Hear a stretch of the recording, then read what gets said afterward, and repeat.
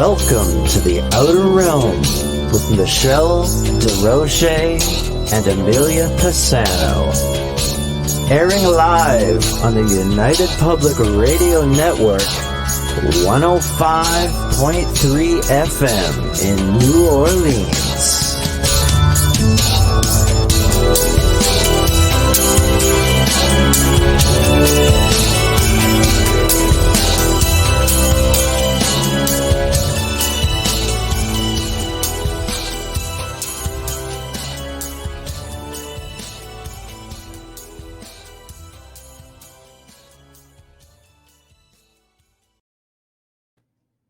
Good evening, everyone. Welcome to the Wednesday night edition of The Outer Realm. We are broadcasting on the United Public Radio Network 105.3 FM from the beautiful city of New Orleans, fully sponsored by the amazing folks over at Folgers Coffee. Thank you, Folgers. Couldn't do it without you. Big thank you to Dr. Snick, aka Justin Snicker, for the contribution of his voice and music for the intro and outro. He's an award-winning composer of Halloween, horror, sci-fi, and dark wave electronic music, which can be found anywhere that you can find good music. As promised, we did mention in the past we would be taking a little bit of a twist on the Outer Realm and bringing you different types of content, and one of these categories is awareness. I know, isn't that great?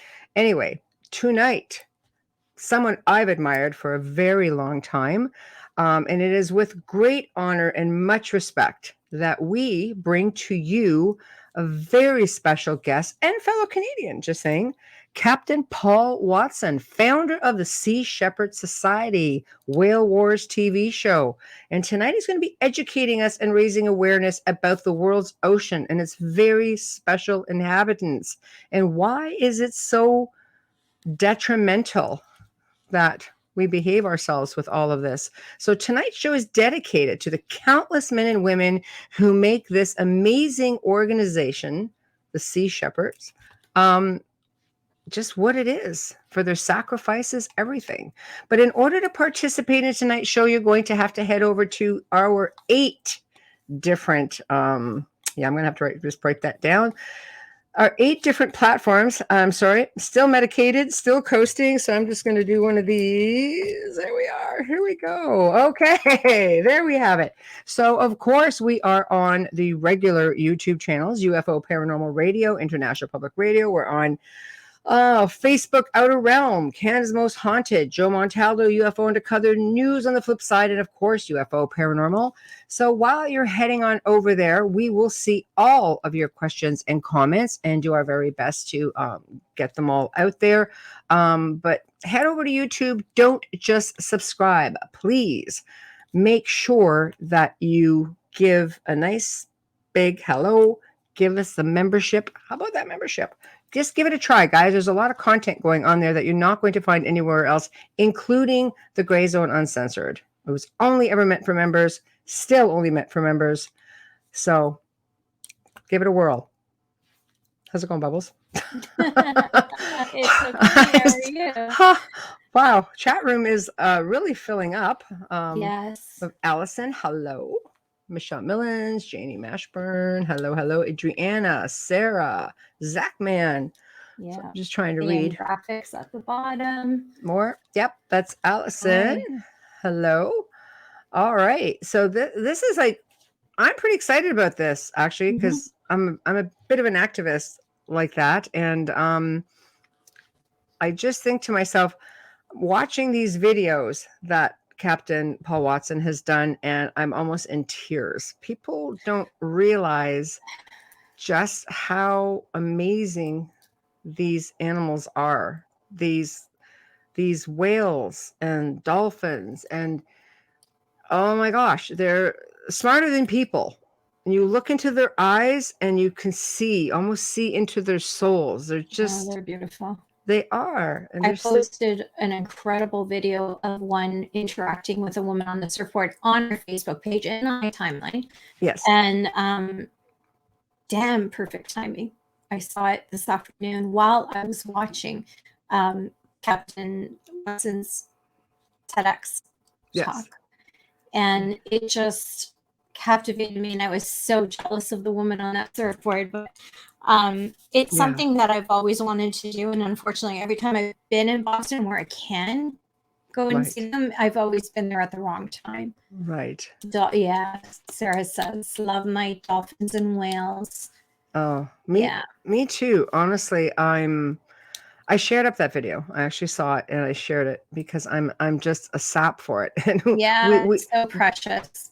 you know, truly are. In fact, if you go back to even what we've talked about in the show and what we did a segment on in the Gray Zone, was how scientists have basically created this organization called Order of the Dolphins.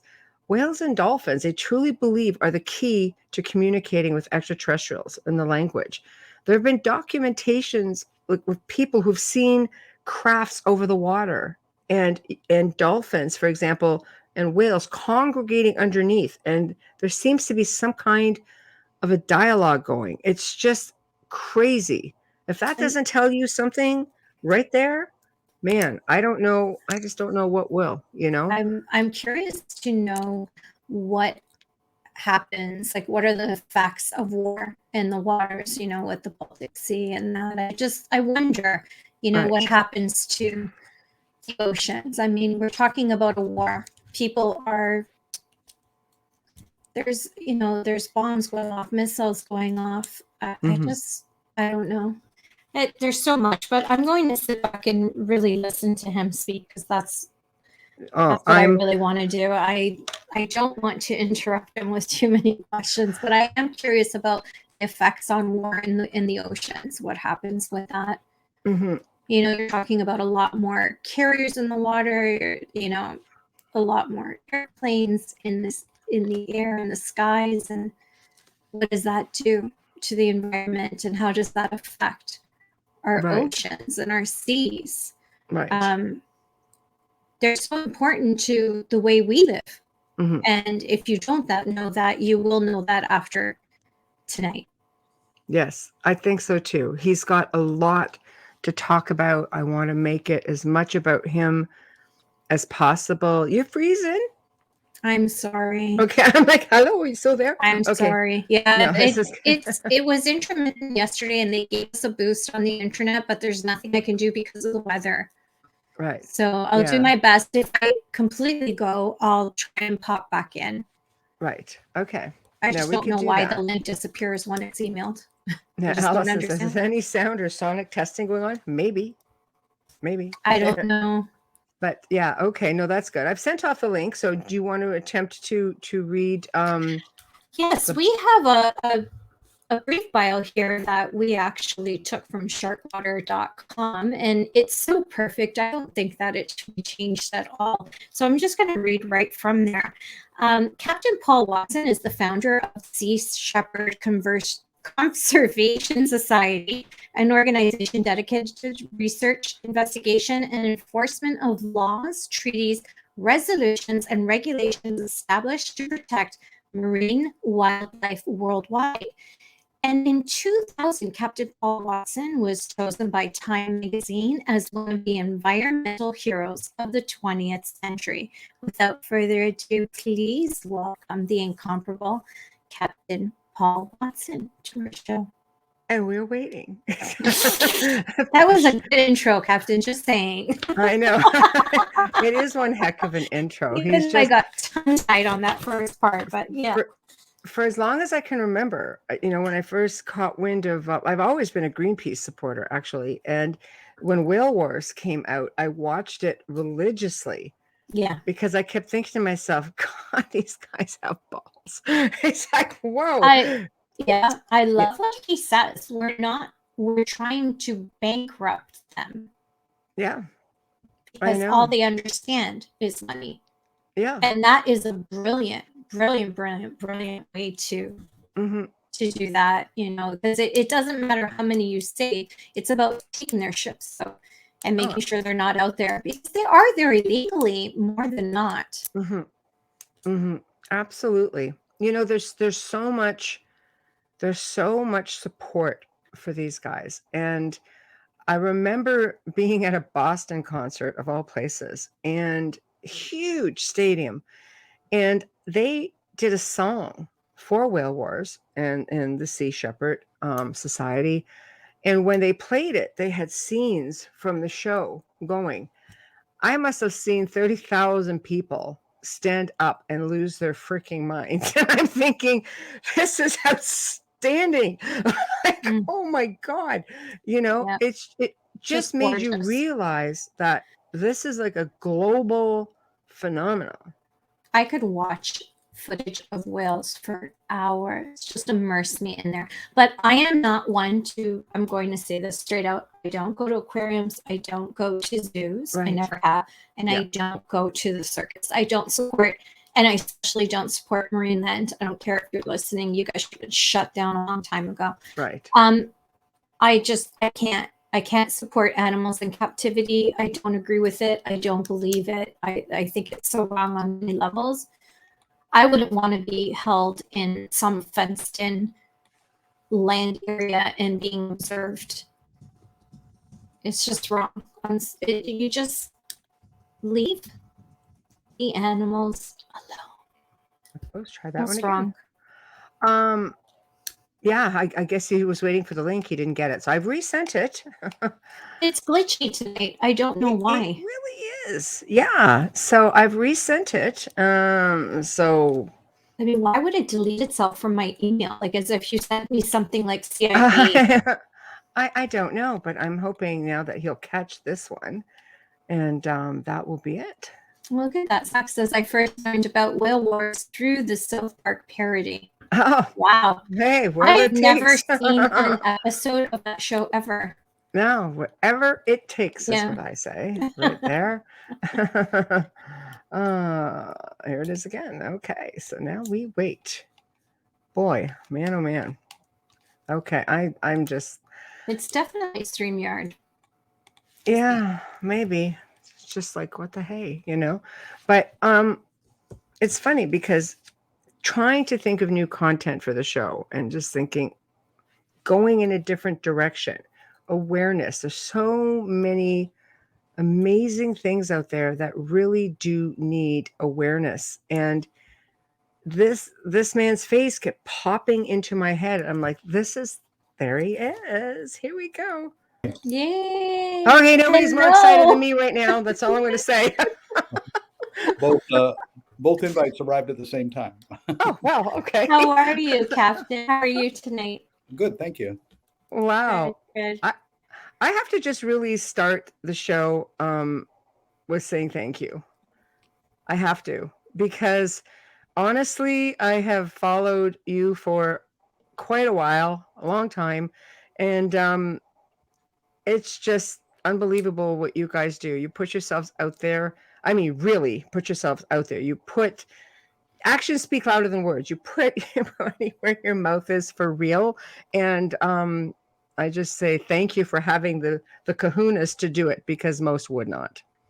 And I thank you for that, because I love whales. I love the ocean. I love everything about it. And it's just heartbreaking to see what's going on right now. And now with the war and everything else, I'm sick to my stomach, because these creatures are going to end up suffering one way or another with all of this activity over the water. That's true. But, it's not just me. We have 10 ships, captains, officers, crews, or about, 300 volunteers at any given time from 37 different nations. Wow. I love it. I love it. Well, where I would like to start is, you're a fellow Canadian, New Brunswick. Yay. And how did you come to decide in your life that this is what I'm going to do? I've supported Greenpeace early on and saw the significance at the time. It's what was there till you guys came along and changed the whole game. So maybe you could just lead us into your humble beginnings, so to speak. Well, I didn't actually make any, specific decision to do what I'm doing. I was raised in a fishing village in New Brunswick. And when I was 10 years old, I spent a summer swimming with a family of beavers in the forest and the woods. Oh my gosh. And the next summer, when I went back, they were gone. And I asked questions, found out trappers had killed them all during the winter. And I got really angry. So that winter, the following winter, I began to walk the trap lines and free the animals and destroy the traps. And that gone on to disrupting deer hunts and different things. And well, I joined the Norwegian Merchant Marine. So I was a merchant sailor. But when I came back in 1969, there was a big demonstration on the British Columbia Washington state border against nuclear testing in Amchitka and the Aleutians. And it was organized by the Sierra Club and the Quakers. But my motivation for getting involved was because Amchitka is a wildlife refuge, and it was you couldn't take a gun onto the island, but here they are blowing a 5 megaton bomb up underneath of it, and it killed a lot of sea otters and sea lions. And so anyway, that demonstration evolved into a group that came up with an idea, and that group was called the Don't Make a Wave Committee, because people were still, remember the Anchorage earthquake and the tsunami, which hit Vancouver Island and Hilo, Hawaii. And so the Don't Make a Wave Committee, the Quakers reminded us that in 1956 they had sent a boat down to Bikini Atoll to protest atmospheric nuclear testing. So, okay, that was the idea. Let's get a boat. And at one of the early meetings, somebody left the meeting and said peace, and somebody else, Bill Darnell, actually said, make it a Greenpeace. And Bob Hunter said, hey, that's a great name for the boat. So the boat came first. Wow. It was Greenpeace and the Greenpeace 2. I sailed on the Greenpeace 2. The Greenpeace 2 was the one that was actually up there when the bomb blew up. The other one had come down. But anyway, in 1972, the Don't Make a Wave Committee officially changed its name to the Greenpeace Foundation. And we took the name Foundation from Isaac Asimov's Foundation trilogy. And so that was in 72, and I was a founding director on that, along with Bob Hunter and Rod Maroney and many others. And but in 1977, I left Greenpeace and established Sea Shepherd. Wow. And the reason being is that, Greenpeace is okay as a protest organization, but I've never really been into protesting. It always seemed very submissive to me, like, oh, please don't do that. Please don't kill the whales, and of course they do it anyway. So I felt there was a need to intervene. So I set Sea Shepherd up to intervene against these illegal activities. But it was set up with a specific strategy, which I called aggressive nonviolence. I mean, we're going to be aggressive, but we're not going to hurt anybody, and we never have. But we have no problem with destroying equipment and property which is used to kill lives or take to illegally, for like poachers, for instance. I mean, if a person's about to shoot an elephant and you go up and you knock the rifle out of his hand and destroy that rifle, that's an act of nonviolence. Right. But in a society which values property over life, then of course that might be considered violent. Right. So so we've been very, very cognizant of being very careful in all of our campaigns to ensure that nobody is physically injured, and that's 42 years later, we haven't injured anybody. That's amazing. That's amazing. I'll hand it to you guys. That's what you do is incredible. It comes with a lot of sacrifice and a lot of hard work. And again, I can't thank you enough. I watch your videos and I listen to your stories, and I just hope I don't do it tonight. And it just brings me to tears because it hurts my heart a lot to hear it, because I could feel it, when you're experiencing it. And I just, I can't even look at a video into a whale's eye without it bringing me to tears. So again, I'll probably say thank you a million times while you're on tonight, but I want the show. This is about you, and I want you to talk about anything that you want to talk about. We'll jump in. Just it's a show about awareness. I think people need to be educated. Well, one of the things that I've done in the last year is actually I decided to found a church, and it's nice. I call it the Church of Biocentrism. Okay. All religions, or pretty much certainly all the dominant religions, are anthropocentric, which means they all look at humans as the center of everything. All of reality revolves around us. And I feel that we need to revive the, indigenous ideas of we're all one and the same. Everything is interdependent. Everything is part of everything else. And so that's what the Church of Biocentrism is. And I'm calling it a church because people understand churches and whatever. But I think that we have to understand that we are not dominant over all other species. We need them, they need us, although we need them more than they need us.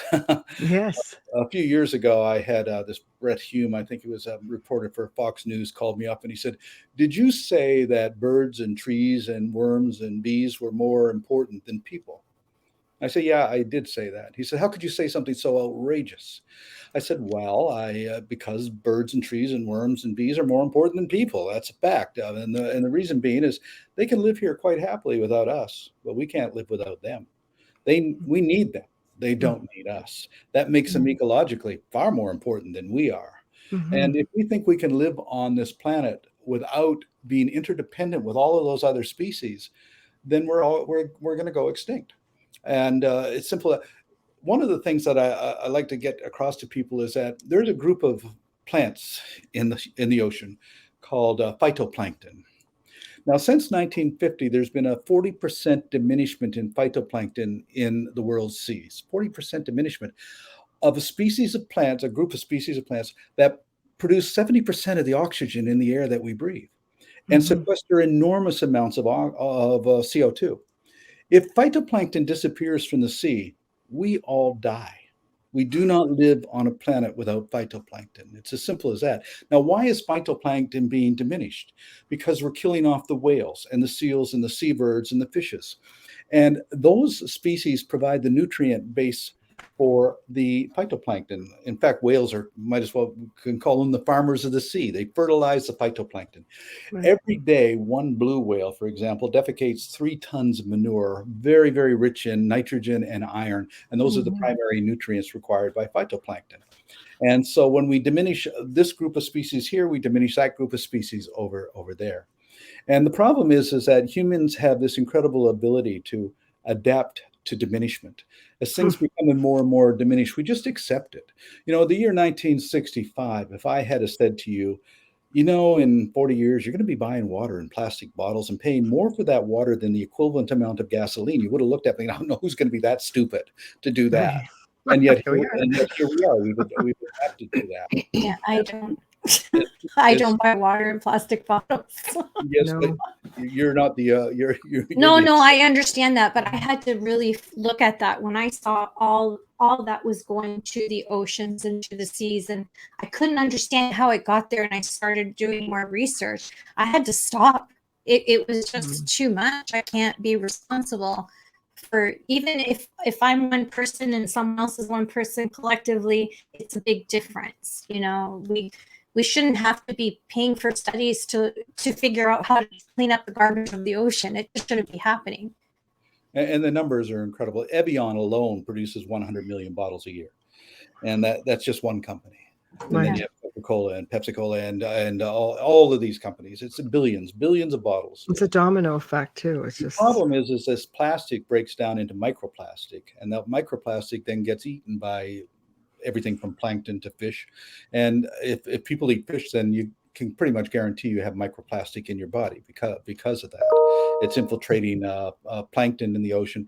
It's really an insidious problem. In 1985, when we started talking about this, nobody took it seriously. I actually had people from Greenpeace call me up and say, what's all this nonsense about plastic and everything?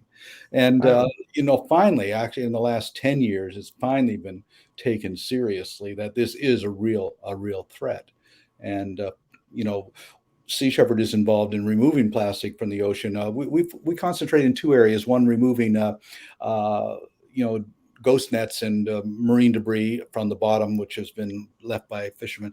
And we also concentrate on remote areas. For instance, we cleaned up tons and tons of plastic off of Cocos Island, off of Costa Rica, Cocos Keeling Island in the Indian Ocean, the beaches in Northern Australia, that kind of thing.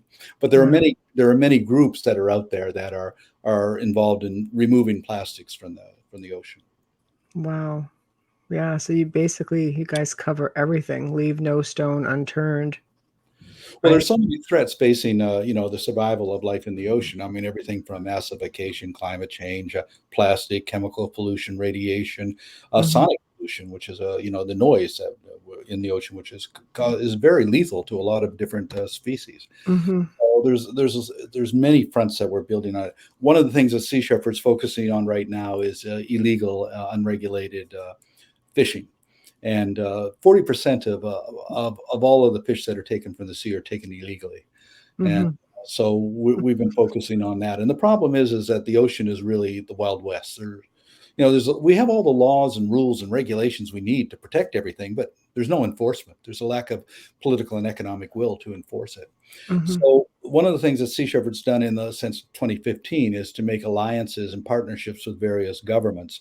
So now we've been invited into by about a dozen African countries: Ghana, Liberia, Tanzania, Namibia, Cape Verde, and also with partnerships with Peru, Mexico, Colombia, and Ecuador.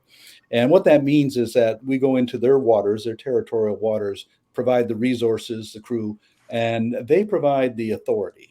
And that allows us to go after the poachers in their waters. Outside of territorial waters, we operate under the guidance of the United Nations World Charter for Nature, which allows for non-government organizations and individuals to intervene against illegal, to uphold international conservation law. Mhm. So it's a complicated thing, but our partnerships are working out quite well. How this began is in 2015. Well, yeah, in 2015, it was the longest pursuit of a poacher in history. Two of our vessels, the Sam Simon and the Bob Barker, chased the toothfish poacher Thunder for 110 days from the coast of Antarctica to just off the waters of Sao Tome in equatorial West Africa. And after 110 days, the Thunder had no place to go. They couldn't lose us. Right. And there was no port they could go. We were working. Now we had established communications with Interpol. They couldn't go anywhere. So the captain of the Thunder sank his ship right in front of us. We had to rescue 42 crew, and but he did that to destroy the evidence. But we boarded the sinking ship and got their logbooks, their computers, and also samples of the fish that they had taken. And the company was fined 17 million euros. The captain and two officers went to prison for 3 years. Ouch. Good for you. So, but that was the beginning. Since that incident, then we've been invited by numerous governments to help and to work on that. Right now, we're working on opposing the French and foreign drag trawlers in the Bay of Biscay, off the coast of France. Super trawlers there that every year kill about 10,000 dolphins as bycatch in their nets. And we also have ships off the west coast of Africa, continuing to work on these anti-poaching operations there. We're working in Mexico to protect the endangered vaquita porpoise to prevent its extinction. We've been doing that since 2015. It's a great partnership with the Mexican government where we've confiscated, I think, about 170,000 meters of illegal gill net Wow. in that time. Our vessel, the Ocean Warrior, came back from getting documentation on illegal activities by the massive Chinese squid fleet in the Eastern Tropical Pacific. About 400 of those ships out there, just taking everything they can get. Mhm. And I can't even keep track of the campaigns we're doing right now. Good for Because you. Sea Shepherd is not an organization; it's a movement. It's a Right. global movement in 42 different countries, and Mhm. all of those countries are operated by the people within those countries: Italy, France, Australia, whatever. And Mhm. they have their own campaigns.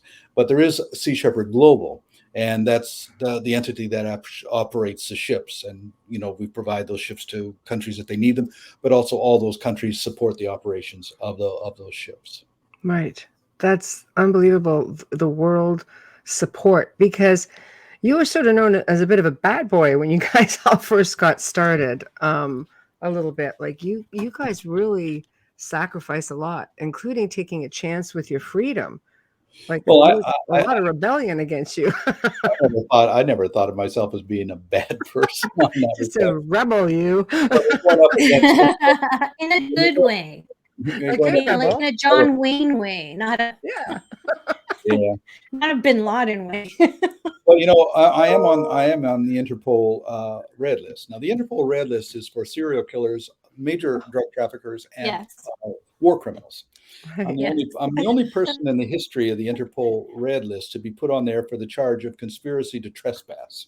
Conspiracy to trespass Oh, on a whaling my ship. word. But because we cost Japan $200 million and drove their illegal whaling operations out of the Southern Ocean, Japan takes things pretty personally. So they put me on that list to try and keep me from traveling really. But I've been on the list for 10 years now. Can't we Right. put them on the list so that they can't continue doing what they're doing? Isn't Well, you that think though, there's 45,000 Japanese gangsters, registered gangsters in Japan. Not one of them's on the red list.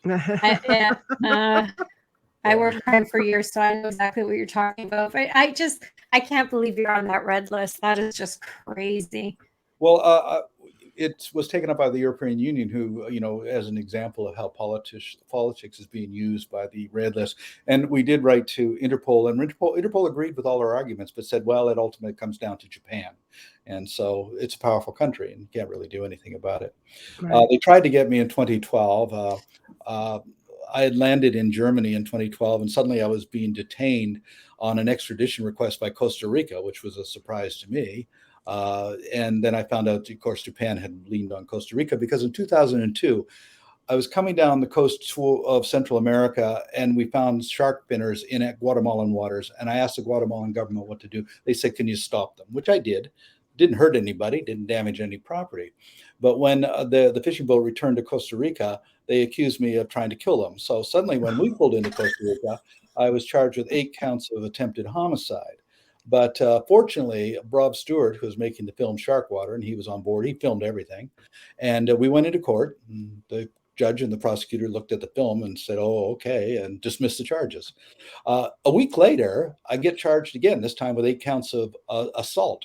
Once again, we go into court, show the film and everything, and the charges are dismissed, and I'm given clearance to leave Costa Rica. And I thought that was the end of it, until 10 years later. Now I'm being arrested in Germany on an extradition request by Costa Rica on the charge of a thing called shipwreck endangerment. Nobody really knew what that was. But apparently it was a terrorist charge. But the reason that happened was that the year before, Japan met with the president of Costa Rica, and a little bit of bribery took place there. And they said, Japan said, can you do this? And Costa Rica said yes.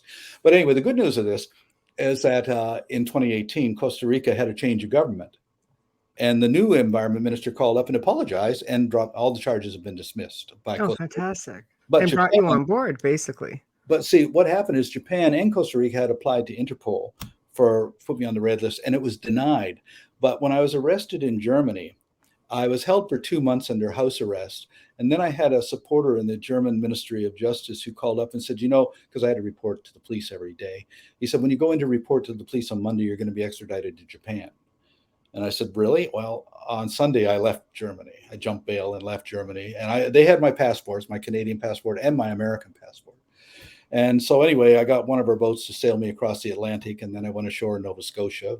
Not quite legally, but because I was raised in a border town in New Brunswick, I knew how to cross the border into the U.S. Right. Then I got to Catalina Island, and I got one of our boats to pick me up there, take me to American Samoa, where I joined up with a Steve Irwin, went down to the Southern Ocean to confront the Japanese fleet. And then after that, I spent 7 months on deserted islands in the South Pacific until John Kerry gave me permission to come back to the United States, not Canada. I can't go to Canada. They will send me to Japan. You're kidding. Oh, you're kidding. In fact, the U.S., the Germans turned my passports over to the embassies, and the U.S. gave me my passport right away, but Canada wouldn't give me my passport. Really? I finally got it, but now it's expired. I tried again, and I'm still waiting 3 months to get the thing. This is just ridiculous. Honestly, we're so messed up. Too bad we can't revoke some of their passports. Canada doesn't like me for, the seal hunt, opposition to the seal hunt, opposition to the fish farms, and Where? Yeah. The seal hunt is, those things enraging. are hard, so difficult to watch. Oh my gosh. It's enraging. A funny story. And in 1977, I actually had a confrontation with Pierre Trudeau over this whole thing, which was quite funny. But what's even funnier is that I went to school with Margaret Trudeau and Sinclair at the time. And when I saw her all the way back in the 70s, she had a stroller in front of the Hotel Vancouver. So I just walked up and talked to her, and she was first lady of Canada, but this is Canada. You can do that. And anyway, I walked up to talk to her, and that's Justin Trudeau was in the stroller. And I remember this. You had your chance. I know. I was going to say, dang it. But I remember very clearly. I said to her, "Do you think he's going to grow up and be prime minister someday?" Because And she looked at me and she said, "Oh God, I hope not." Us too. Here we are. So Well, the funny thing about Pierre Trudeau is that I confronted him at Berkeley, of all places. He was given a commencement address, and I was leading a demonstration against the seal hunt. And he came out, and the consul brought him straight up over to me, and he was all really angry. And I was a little shocked because he was so short. I was taken a little back by that. He was just a little guy. And he came up to me and he says, "You're nothing but a damn hypocrite standing there in your leather shoes, and you're opposed to the seal hunt." And I looked at him, I looked at my feet, and I looked at him, and I said, "Oh, I guess they are leather." And he looked at my feet, got very embarrassed because I was standing in bare feet on the lawn. Oh, good Lord. That backfired on him. Yeah, he wasn't too quick. I love it, though. I do. I met him when I was a little kid, but my interaction wasn't like that. Oh, nothing better than quieting up a politician. It's fun when you can do it. Yeah.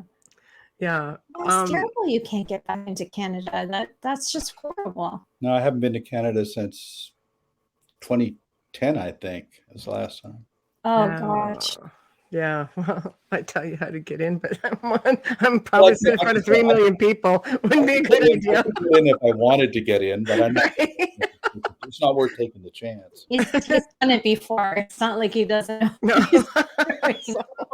Especially when you live on the East Coast. I know. There's ways. I keep forgetting My how God. many people are actually listening, because every now I almost catch myself like, don't say that. Well, So, if you're serious, you can just walk the border of Massachusetts and Maine, or just go straight into Quebec. Fort Erie. Well, one of the funniest things, back in 1983, when we intervened against the seal hunt, we all got arrested under the Seal Protection Act, which makes it illegal to protect a seal under the Seal Protection Act. In fact, it's illegal to witness a seal being killed, or illegal to document a seal being killed under the Seal Protection Act. It's pretty Orwellian regulation, really. Anyway, we all got arrested under this, and my ship was seized and everything. And we went into court in Pierce, Quebec, before a guy called Yvon Mercier, the judge of Mercier, who was known as the hanging judge of the seal hunt. If you were against the seal hunt, he was going to deal with you. So the strategy that we put together was, I thought it was brilliant, even though I did it myself, but was, okay, I said, this guy's going to sentence us. No matter what we do, we're going to be found guilty. So let's just piss him off as much as we can, and that's what we did through the whole court case. We made him so angry, and he found us guilty, of course, but he sentenced me to 15 months in prison for conspiracy, 6 months in prison for breaking the Seal Protection Act. That's 21 months in prison, $70,000 fine, confiscation of my ship, $3,000 fine for every crew member, and ordered me not to speak to any journalists on any subject whatsoever for 3 years, and barred me from the 5 Eastern Canadian provinces for 3 years. Wonderful. I went into prison in Quebec for 6 days, got out on appeal. This all went to the Court of Appeals in Quebec, and they looked at it. What the hell is this? And threw the whole thing out. But And you it's aggravated him, and he'll never forget it. But then this becomes public record, so you get it out without speaking to the journalists, because courtrooms, all of them, all trials. Yeah, but as soon as I got out after 6 days, I called a press conference anyways. I like you. That's outstanding. You definitely it. fit in. What was funny, it was a couple of days before Christmas when he sentenced us in Quebec City. And as he got up, and I yelled at him, I said, "Hey, Judge Mercier." Now he looked at me and he smiled. Now I know I'm going to get a contempt charge. But before he could do anything, I said, "Merry Christmas, Your Honor." There's no way he could send me on a contempt. No, he's probably just like seething inside. So I hate this guy. So do you have like a team of international lawyers then? Because every country's different laws? No, but when we get lawyers when we need lawyers. And I learned a lesson from a lawyer friend of mine many years ago. When I was arrested for charged with mischief for chasing the Spanish and Cuban drag trawlers off the Grand Banks of Newfoundland in '93. I called up a friend of mine in Vancouver as a lawyer. I said, "Who's the best damn lawyer in Newfoundland?" And he said, "Brian Casey, got those priests off on the orphanage scandal." I said, "He's my guy." He was an artist, I'll tell you. It went before a jury, the jury in Newfoundland. I'm on trial in Newfoundland where everybody hates me. And his opening statement was, "Ladies and gentlemen of the jury, we're not going to say we didn't do this. We're going to say we did exactly what we're charged with. We're proud to have done it, and we're going to do it again." And I was found not guilty. We won. Wow. The reason they won, of the 12 people on the jury, 2 of them were old fishermen, Newfoundland fishermen. They might not like me, but they didn't like the government. They hated the government more than they didn't like me. Yeah. That's all it takes. Those are the guys who, it was 17 hours of deliberation. They found me not guilty. You were the lesser of the 2 evils for them. Well, actually, when the jury comes in after deliberations and they don't look at you, that means you're guilty. If they look at you, you're okay. These guys not only looked at me, but they went like this, thumbs up. Oh, that's perfect. That's perfect. I think you have a lot more support out there than most people would realize. I was telling a story before you came on about being at a Boston concert of all places. It was like 30,000 people. And I guess they wrote a song for you guys. And they played this song, and on the screen, they played scenes from Whale Wars. And I saw 30,000 people jump up and just lose their freaking minds. And I'm like, this is freaking amazing. It's just like the best thing ever. We have a lot of bands actually support us. Back in 1985, we used to have the Chili Peppers would do benefits for us, but nobody even heard of them at the time. Right. The Red Hot Chili Peppers, for those of you in the U.S. They're still, when what was it? 20 years later, we had a gala for our anniversary, and invited Anthony Kiedis and Plea, and Anthony showed up with the T-shirt I gave him in 1985. That's awesome. So we have a lot of these groups that are supporting us, a lot of celebrities too. And that's what I think draws more people in, because people, they respect their idols. Boston only toured once every freaking 7 years. So if they say this is the thing, it is the thing. Well, you've got Betty White, who is huge, Bob Barker, Paul Simon. You've got a lot of celebrities that have a huge reach. Yeah, and all ways. We live in a media culture, so that's why I think it's important. And I always joke, I said, because we have Richard Dean Anderson and Pierce Brosnan, we had Sean Connery before he died, and we have William Shatner, and we have love him. Martin Sheen. Martin Sheen. So I said, how can we lose? We got 2 James Bonds. We got Batman. We got MacGyver. And yeah, you can't lose. We have the Highlander too. I know. Sean Connery. Hello. But also to give you an idea how the media culture we live in is a couple of years ago when they had some orcas and belugas that were captive in Russia, in Vladivostok, trying to get them released. And I wrote a speech to Putin and the Russian government. No, they're not going to listen to me. So, but they did listen to the speech because it was delivered by Pamela Anderson. And they released the whales. Yeah. Wow. She's beautiful inside and out. She's so compassionate and she's so strong. She doesn't stand down. She stands up, and I love that about her. And she's Canadian, just saying. Right?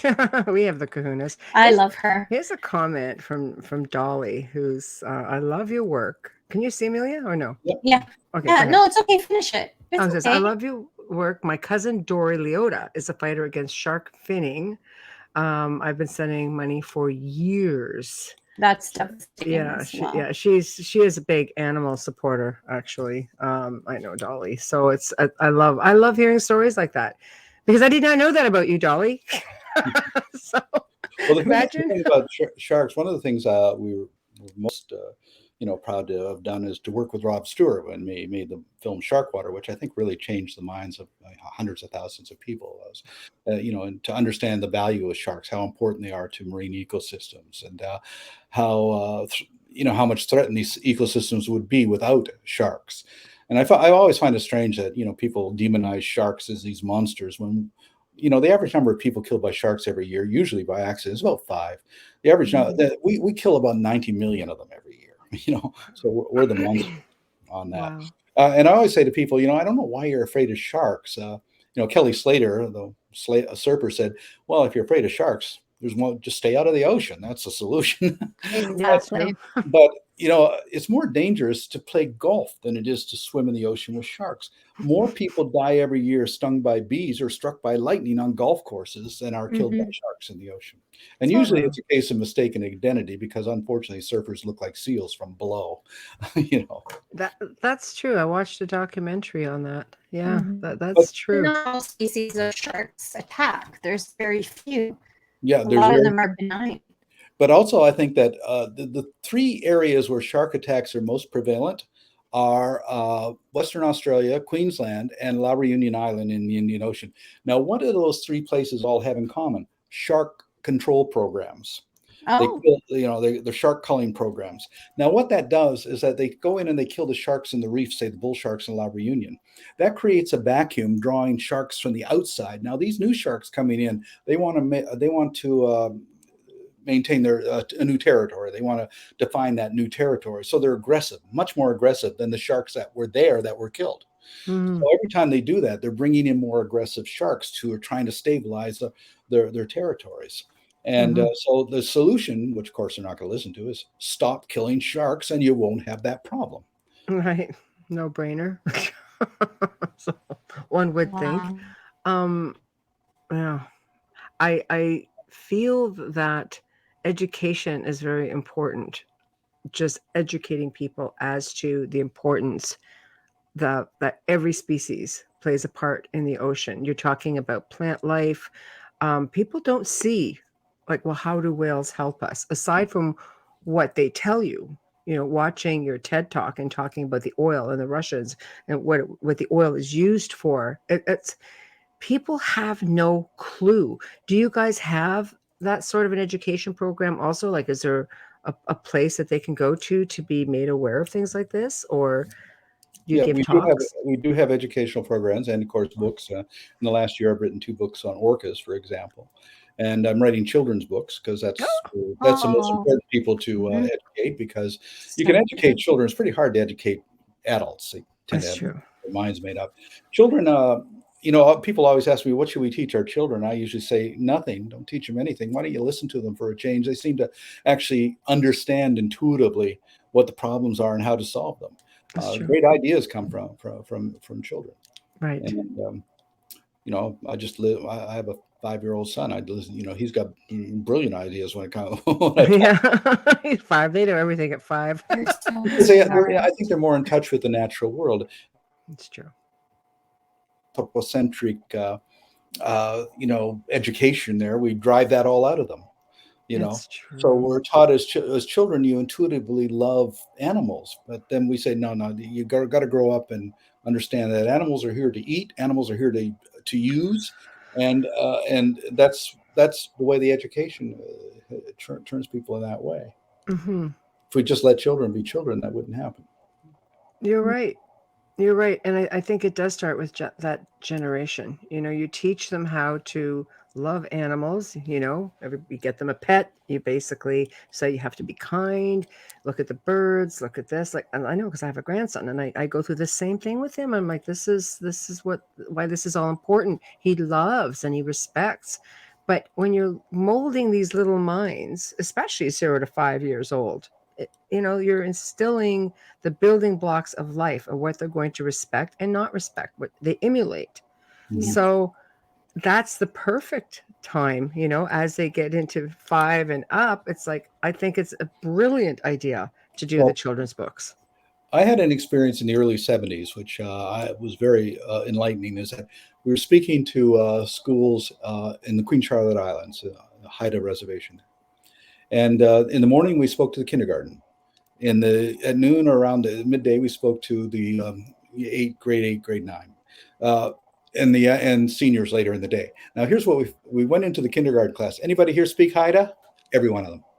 Anybody here seen a whale? We just sat there and listened to all their stories about whales. Right. For the mid school, anybody here speak Haida? A couple. Anybody know anything about whales? A few. Seniors, anybody speak Haida? No. Anybody know about whales? Who cares? So we took these beautifully intelligent children and turned them into morons through the school system. But so the school system's the biggest system to support the zoos and freaking lion safari and all of these, Marineland and what's the other one? SeaWorld. They're the biggest ones to support them. They have But at to least stop Canada there. took a stand on that. Like they basically said no more. But when we it still comes have a to zoo. Yeah. We Yep. still Well, have the Toronto Zoo. this- It's huge. well, I do have to say that over the last 50 years, there's been a lot of change. People have become more aware. Just look at the vegan movement, for example. Yes. Back in 1980, nobody knew what a vegan was, unless you're from the Right. planet Naga or something. Is that something you eat? What is that? Yeah. So nobody knew what the word ecology meant in the 60s and that. Right. So people are much more aware now. But the problem is that everything is much more serious now. I mean, there's more threats now. I mean, we're dealing with climate change and everything else. Just getting people to understand that climate change is a reality is difficult. I agree. Do you find also when you're dealing with the world's militaries, it's like right, like hitting a freaking brick wall, because sonar and all these tests that they run, that's gotta just be terrible for marine life. Yeah, in 2015, I spoke at the environmental or the climate change conference in Paris, and I wrote a book about it. Urgence, it was called. And that if we really want to address climate change, we have to address certain things like, one, stop industrialized fishing in the ocean. Two, get rid of the military. Of course, I'm sure that went over real well. but we have to stop these stupid anthropocentric wars. That's true. I mean, everybody jumps on. I mean, look at the situation we're having now: Ukraine and Russia. Everybody's Ukraine. Well, fine, and I think that what they're doing is very courageous. But how is that different than Libya or Syria or Afghanistan or all these other things? We bomb the hell out of these places, but it depends who's doing it, Right. And Libya was a thriving. People had a lot of benefits they don't have anymore. Gaddafi was building a pipeline to the Sahara to transport water, not oil, and that's all gone, destroyed. And so what did we accomplish in Libya? Nothing. We control. We made everybody there miserable, and then we just left. Yeah. So, and the same situation's happening. This empire.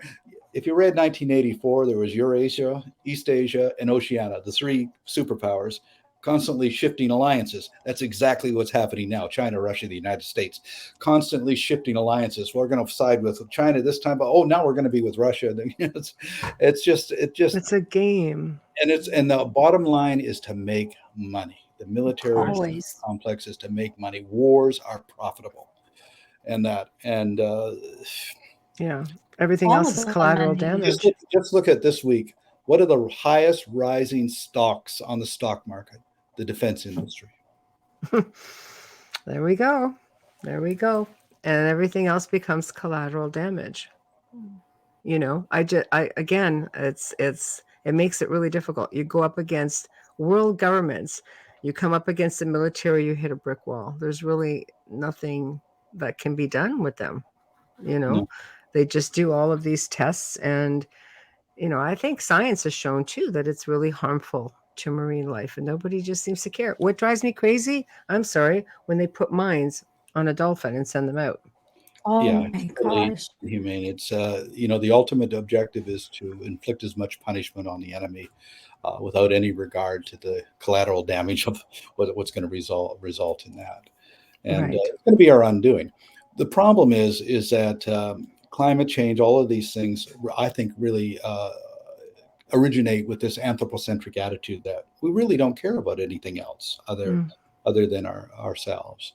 But that's going to collapse. Right now, for instance, in 1995, Laurie Garrett wrote a book called The Coming Plague, and she predicted all of this. But we ignored it. We ignored Hanta. We ignored West Nile virus. We ignored Zika. We ignored Ebola because it didn't kill white people. It didn't kill Westerners.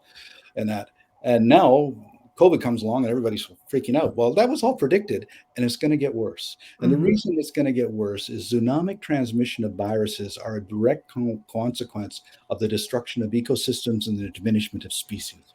Right. Every plant and animal has viruses associated with it. We could not live without them. We need them. Viruses are an integral and very important part of life on this planet. Right. But when you diminish a species, the viruses associated with that species got to go somewhere.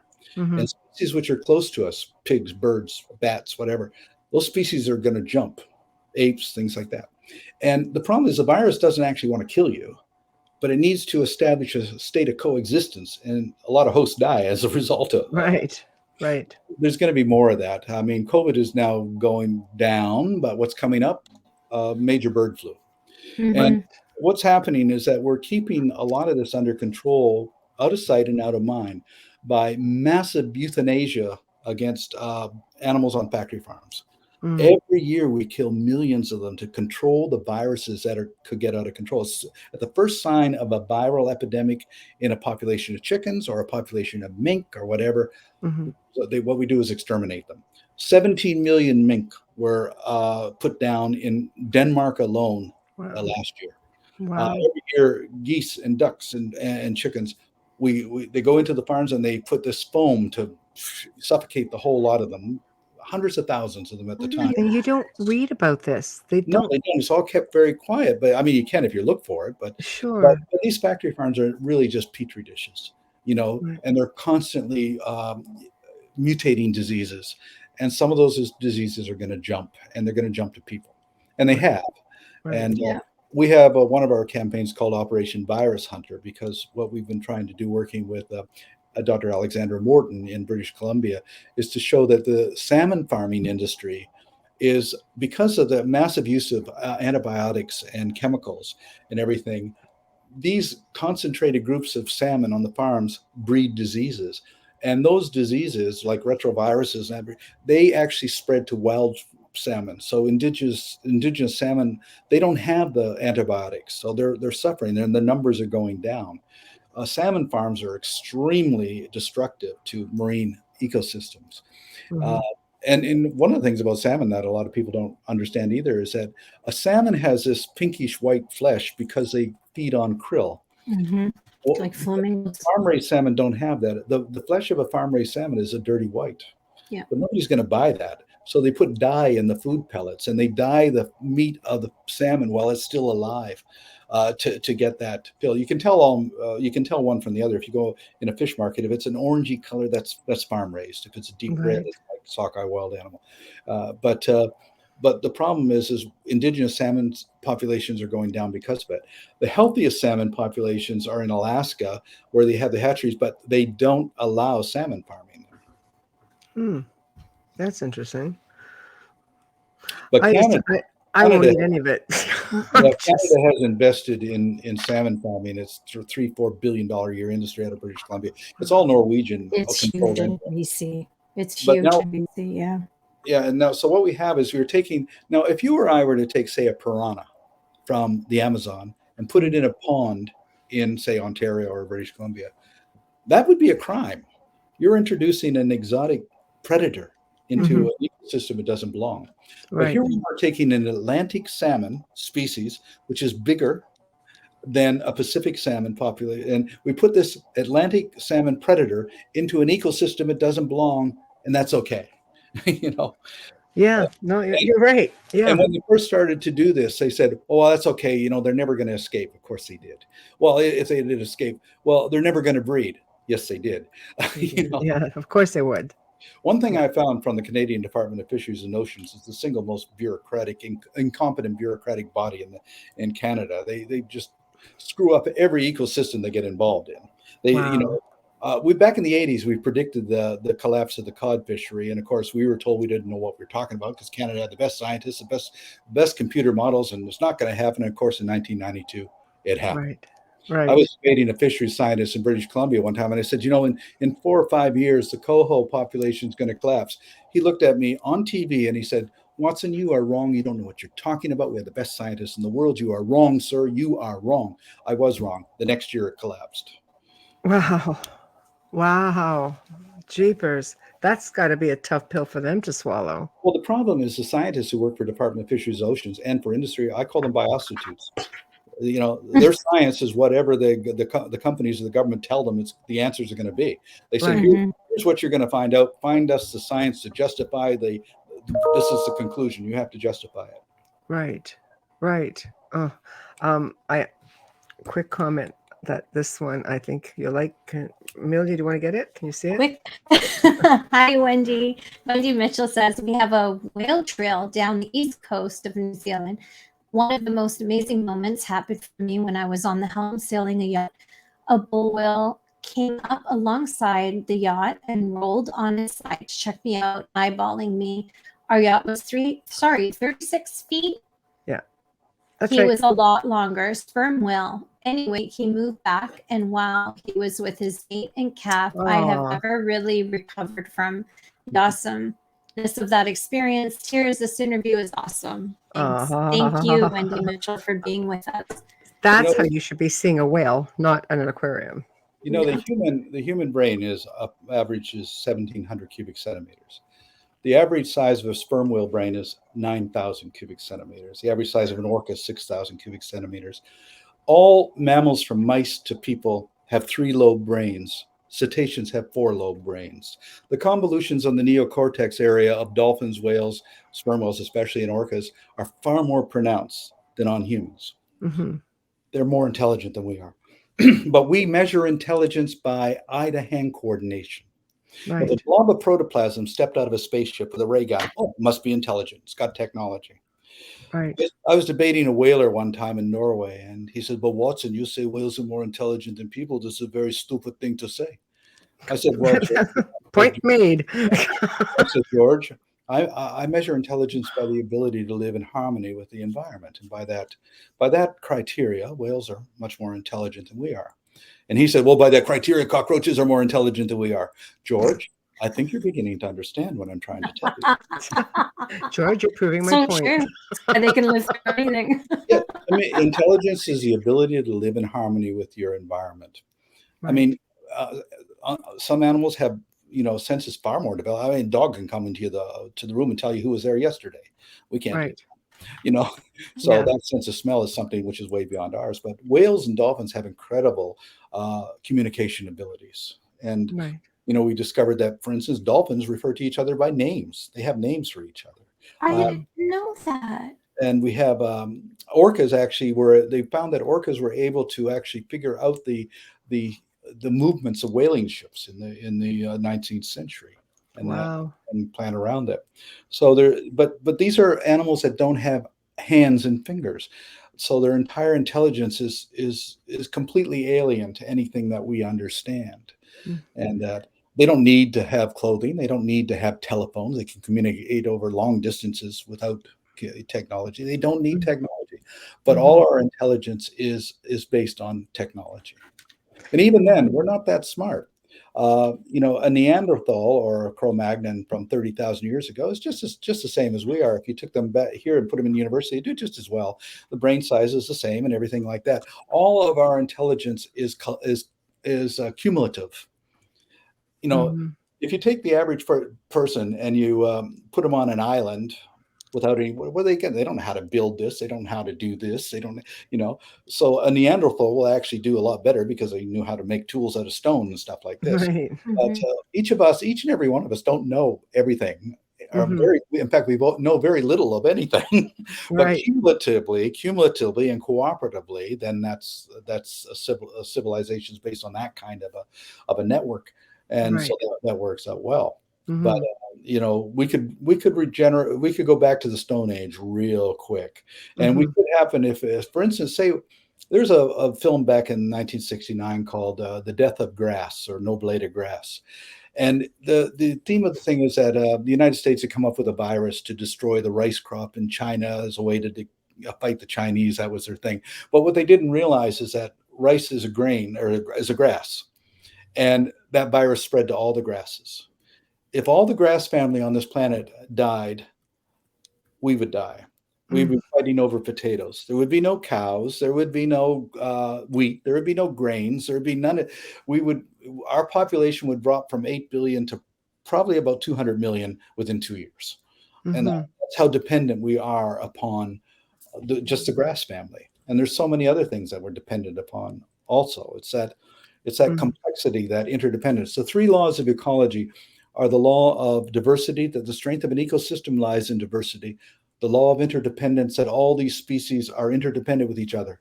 and the law of finite resources. There's a limit to growth because there's a limit to carrying capacity. And when one species steals the carrying capacity of others, that leads to diminishment of both diversity and interdependence, which leads to ecological collapse. Mm-hmm. Wow. It doesn't take much, does it? No, and we haven't been around that long. We think No, it's true. Yeah, we could tip the scale so easily. Besides that's why what the Church of Biocentrism is to understand that, for instance, the world's 4 billion years old. The planet's 4 billion years old. We've been on it for like a fraction of a second. Yet in our anthropocentric minds, it was all made for us. Of course. No, it's purged itself. We're probably the third go of human beings that this planet has had. It's crazy. And hominids haven't been around that very long either. No, it's funny. Carl Sagan believed. He have you ever heard of the Order of the Dolphin? Yeah. You have? What are your thoughts on that?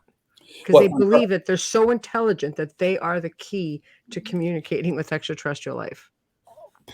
Yeah, I don't know if to me the distances are too vast for us to even consider. Well, see, dolphins, so I'm asking.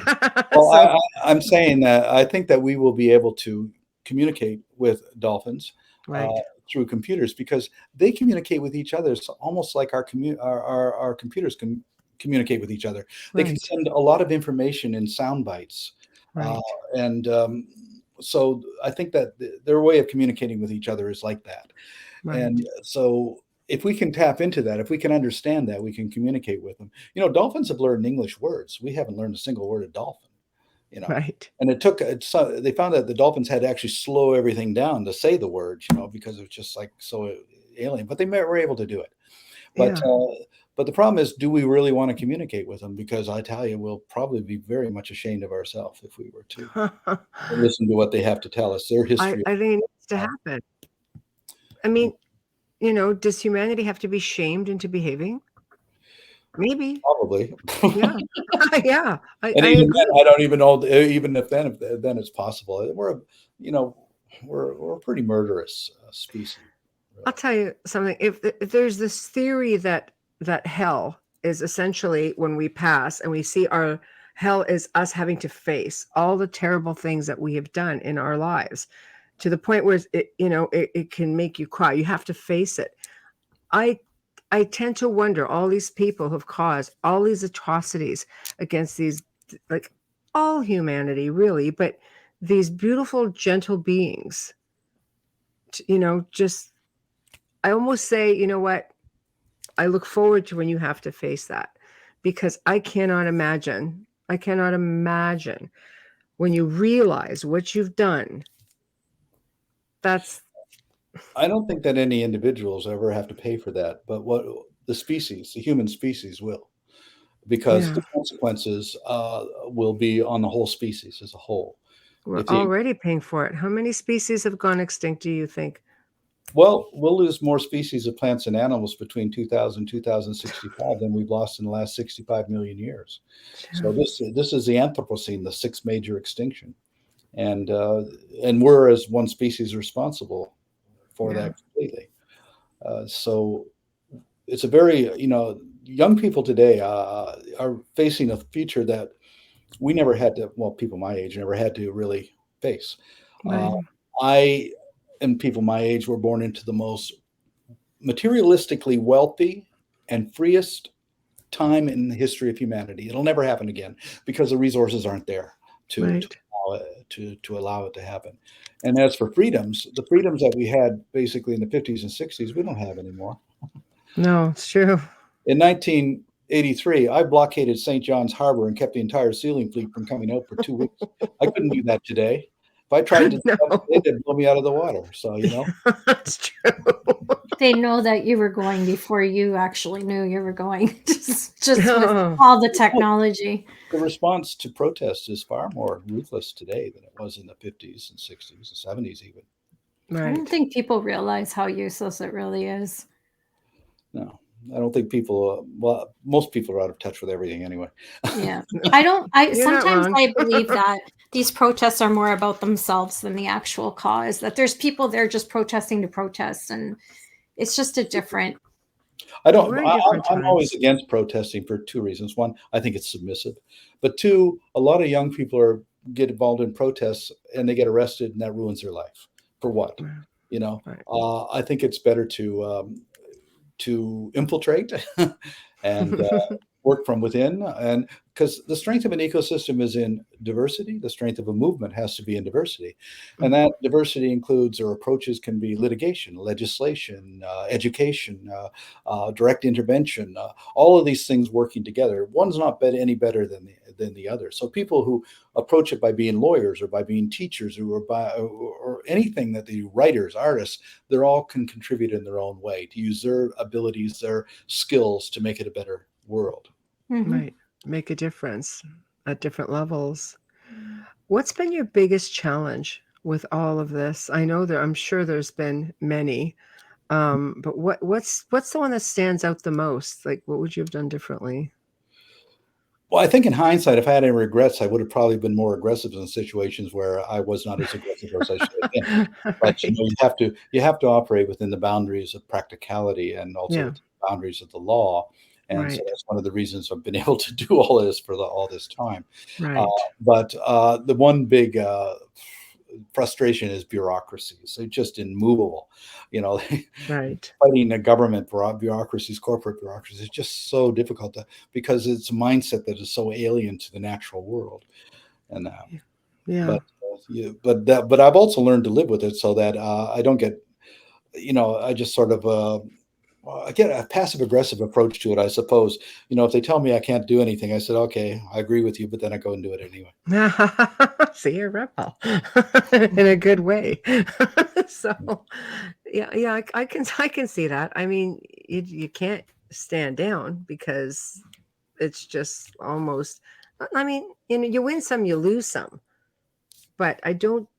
You take it with a grain of salt, and you get back up and you go at it again, which is what I Well, love. to give you an example of how weird the bureaucratic mind is, back during the Band-Aid time, I worked with Rob Geldof. We worked in the same newspaper together. So he put this Band-Aid thing, and I was in England, and I said, okay, well, we can bring some stuff to the Sudan for Ethiopia. And so they loaded one of my ships, and we are going to go. Then the British Department of Transport said, no, you can't do that. You can't bring that stuff. You're not a cargo ship. You're not a commercial vessel. You're a yacht. I said, yeah, but we're not getting paid for this. This is a humanitarian thing. We're going to bring the stuff, to them. He said, no, there's just no excuses. There's absolutely no excuses. And so I said, well, okay, let's go back to Dunkirk. All of the yachts that went over there to rescue soldiers, none of them were registered to carry passengers. Now, I expected him to say, yeah, that was a war. You know what he said? Well, if I had anything to say about it at the time, that wouldn't have happened. So England lost the war because of a bureaucrat like that. Wow. Wow. That's the bureaucratic mindset. They don't. Yeah. Yeah, it just it just works against you. It's so tough. You can imagine if everything flowed properly, just how much more you could achieve. But it's like you're constantly butting head with people who just don't have any understanding. Well, for instance, today, an Afghan family had refugees. Where unfortunately they were a refugee to Ukraine. So they're trying to cross into Poland. The day before, the woman in the family had a baby. So a newborn baby, 1 day old, crossed into Poland, refused entry because the baby didn't have papers. Okay. Wow. We really do suck as humanity, don't we? They have to go back to Ukraine. They got to wait 8 days and get the UN to get papers for the baby. I mean, this is a bureaucratic mindset. Is it bureaucratic, or is it that they're concerned and you have to prove that it's your child? No, well, it was obviously their child. Their concern was it didn't have papers. They don't care why. That's so stupid. Yeah, I know. I know. That's so stupid. Wow. Yeah. Oh. But throughout my career, I mean, dealing with port captains and transportation departments and everything, it's always been that case. I remember coming in Nova Scotia one time. Now, I had a ship which had the Canadian flag, but it was not Canadian owned. And the rules are that you cannot have a Canadian captain on a Canadian ship which is not owned by Canadian, even though it had a Canadian flag. So, I've heard Okay. that. I've heard that. that was the Yeah. Department of Transport regulations. So Coast Guard comes in, or was it Revenue Canada says, oh, you have to have a Canadian captain on the ship.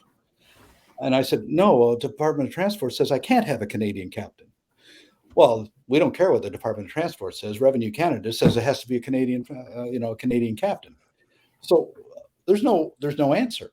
There isn't. No, it's like an oxymoron. You broke the rules no matter what you do. Why Yeah. is Revenue Canada getting involved? Well, because of of a ship which is owned by American, say, foreigners. Okay. You own a ship, Mhm. you don't pay the taxes on it. Yeah. No. Oh, It just gets so convoluted. it's like I always like Yeah. what Ed Abbey said about taxes. The American writer Ed Abbey says, people are sheep and taxes are how the sheep are shorn. You're not wrong. So, have you ever had your ships confiscated because of something like that? Like, you eventually get them back, but have they ever, as any country, tried to hold back just to slow you down, if anything? Oh, yeah. Canada confiscated 2 of my ships. One of them they held for 2 years. I got it back. One of them, though, in the Sea Shepherd 2, what they didn't realize is that I was going to retire the ship. And actually, it was 3 of the ships they confiscated from me. But and they made the same mistake 2 times. One, I came into British Columbia. They ordered me into Vancouver Island to have the Mounties do a search and everything. I'd just come back on a driftnet campaign. I didn't have to go in, but I went in anyway. And then I was going to leave, and they said, "Well, you got to pay the pilotage bill." I said, "I didn't ask to come in here." And the pilotage bill is $7,500. I said, "I'm not going to pay it." Wow. And they said, "You either pay it or you don't leave." I said, "No, not going to pay it." And then that's your problem. I left the ship there. No. So they stored it for you for free. No, well, what happened is it ended up being sitting there for 10 years. Wow. Wow. Until the government had to pay like $1 million to remove it and scrap it. But I was going to retire it anyway. But then in 2008, my vessel, the Barley Mowat, actually, was arrested for interfering with the seal hunt in Canada. And the Canadian Minister of Fisheries had it arrested and held in Sydney. And he fined me $75,000, and I'm not going to pay it. So he ordered the ship auctioned. Some guy bought it for $5,000, but they had already spent almost $1 million on security for the vessel during the time that they held it. So the guy who bought it for $5,000 took it down to Shelburne, and he ended up running up a bill of $50,000 and then skipped town and stuck the town with the bill. So then they auctioned it off again. Then it went to someplace else, Lunenburg, one of the two, and ended up catching fire, and then sinking. And it cost the Canadian government $1 million to raise it, and then they had to get rid of it. So both times they seized my ship, it ended up costing them all this enormous amount. You think that they would just say, "Oh God, let them take the ship and go"? But both times, I knew that they're. Oh, I'm back. it's not just me, right? Nope. Hello. Oh, Frozen. Frozen. Come back. Oh, no. Sounds like it would be a good story. No kidding. No, we did not get this far. I'm the one with the power outage. Oh, I hope not. Oh my gosh. In the meantime, there's been a lot of good comments. Justin K says the humpback whale is the only species on Earth with a 4-level or level 4 language. Yeah, he's frozen for sure. He's frozen, yeah. I can do the station ID. You do the station ID, and I'm going to message him. And okay. So right now, while we take a moment, you're listening to the with Shelter Day, and our special guest tonight is Captain Paul Watson, who is just freezing, and we're having a little bit of technical difficulties, and we will be bringing him back. We are live on 105.3 FM radio in the beautiful city of New Orleans. It's Mardi Gras week there. Hey, y'all. Streaming on YouTube's UFO Paranormal International Public Radio, UFO Gods, and ET Extraterrestrials Radio, as well as all of our Facebook pages, especially including Canada's Most Haunted and The Outer Realm. A huge thanks to award-winning composer Dr. Snick the Sonic Surgeon. also known as Justin Snicker, for our fabulous intro and outro. You can purchase his music on Amazon and Bandcamp. Find Justin on social media at Facebook and Instagram. A massive thank you to the one and only Folgers Coffee. I know that it's, you wake up with it, but you can also unwind with it and drink it and sip it while you're listening to our show. Without Folgers, we would not be here. Folgers, thank you so much for your support and always being there for us. Thank you, Folgers. Great coffee. Great coffee and great show. We need to get our guest back. Yeah. I have emailed him and told him just click the link again and get back here. He just might be frozen. I'm having issues on this side, but I found out there's an outage, an issue with the cable and internet in our little town here. Well, I hope he does not. I hope he's able to No. get back. A lot of really great feedback coming into the chat room. I mean, we'll back up a bit. We can read some of the comments. Sarah, I'll put this up. There you go. Yeah, Sarah Bailey. Hello, Sarah. We have a purpose in life, and many have come here for their purpose. Being animals or not. It's that simple. Hello, Doreen. Hello, Lisa. Tamara says, wow, we were talking about the ecosystem and the balance. Yeah, worms, birds, and trees balance the environment. Absolutely. And Next. hi, Wayne. Hi, Wayne. Hello, Corinne. Hi, Cece. Yeah, it's really important. I think people underestimate the value of bees. You need to research that if you do. Zachman says, years ago, I saw a parody of Jaws that made it look like a family-friendly Disney film. That was a more accurate depiction. Oh, it went away. That's oh, hold on, going back. It was a more accurate the original depiction of sharks than the original Jaws. I like watching Shark Week. I'm not gonna lie. Okay. Dolly, hi, Dolly says empathy for our environment and the animals who we depend on. If they disappear, we disappear. Absolutely. Okay. It's a tough one. It's really tough, and it Oh, it's true. I don't understand all the plastics and how they get into the ocean. I have to do more reading on that because I don't get it. I know that a lot of people don't think about it because they believe, well, I'm putting my stuff in a blue box. How am I contributing to it? Well, I know. it's not just that blue box.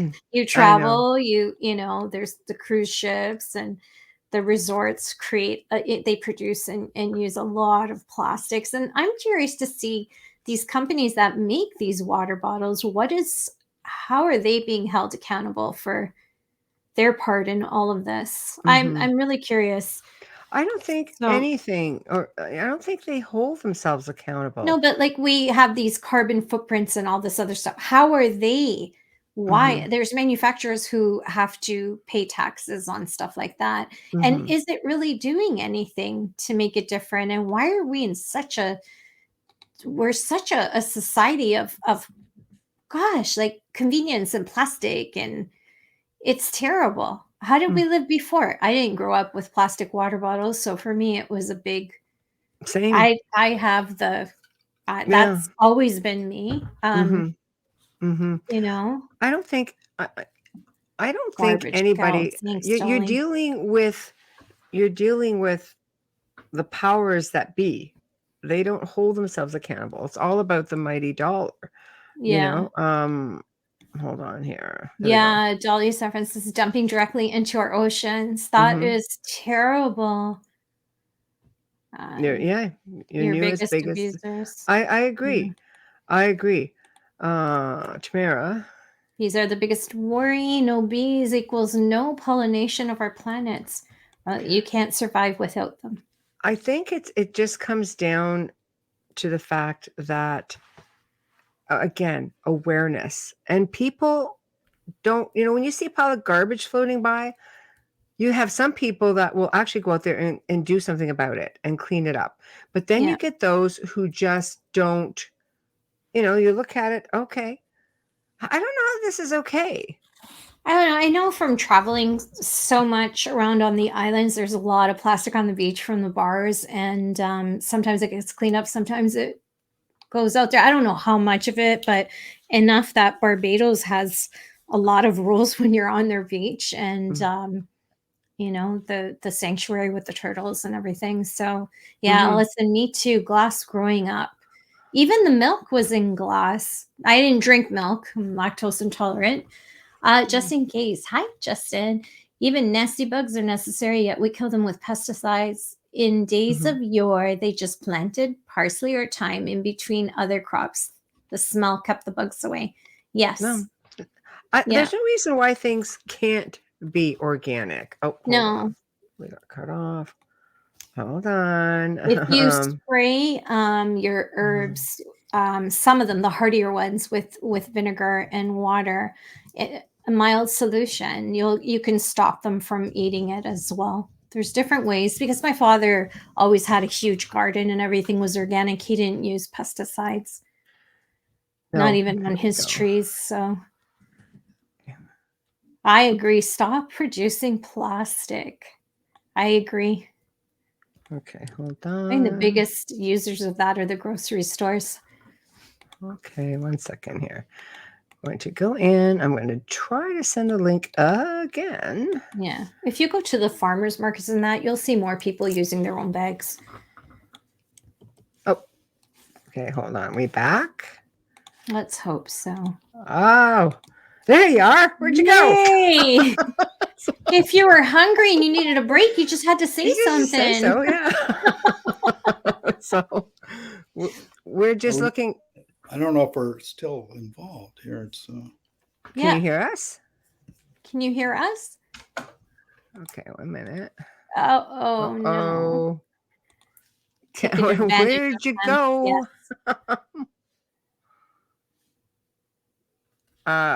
Yeah.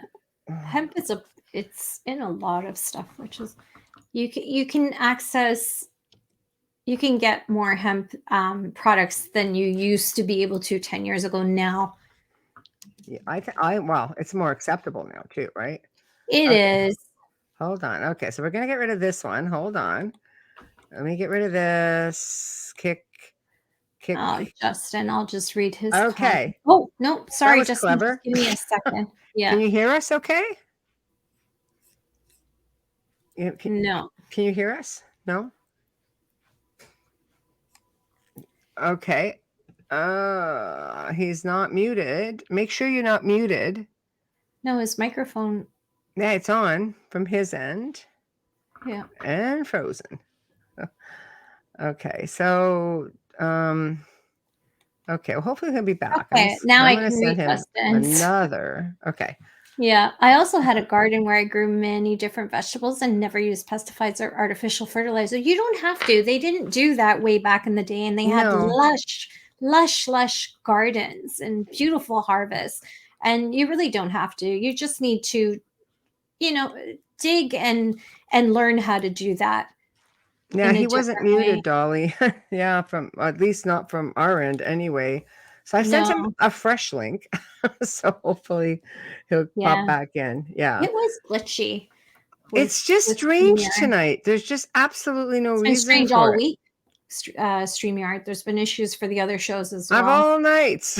Yeah, I know. It happens. It always happens that way. Oh, I know. We're just definitely going to bring him back for sure, because honestly, he still has a million things to basically say. Honest to gosh. Yes, Dolly. Okay, here we go. Okay, there. All right. Yes, we hear you. Yay! I don't know what the problem is.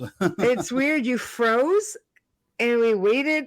You were gone completely. So I'm glad you're back. So there's some sort of technical problem. I don't know what it is. No. It's okay. You can hear us now, right? Yeah, that's perfect.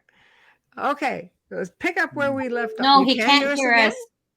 No? Can't hear us? Just getting mute. What? You can't hear. Unmute? Not working. There's no phone. Call him on the phone. We don't have a phone line on here. Doesn't have that. No. Yeah. It's not unmute. Okay, hold on. I'm just going to go in. Fine. This is not good. I don't like this at all. Off he goes again. yeah, we'll just ask him because we could go over. There's nobody on after us, worst case. So we can go over. I'm just going to go in and find him. Restart your computer, maybe. Oh gosh. Okay, let's try this and see. It could just be, yeah, he's glitching. So I'm going to remove that, kick this, and go from there. Okay. All right, we'll give him another whirl and That see. is so So crazy. what? I mean, I'm a huge advocate for, yeah, that's what I said, Dolly. Do you guys think, like what we were talking about earlier with Carl Sagan, and he believed that Yeah, we can hear dolphins would be the way to communicating with ET. Dolly, what's your thought on that? Because you're versed in the ET thing also. Yeah, we could hear him fine too, Ellie. He just couldn't hear us apparently. No. So we'll wait and see. Hopefully he'll restart and come back on, and we can get him back in. Otherwise, we'll have to reschedule him, but it'll be a little bit of a wait, unfortunately. Boo. So I'm hoping this stuff is going to be an issue.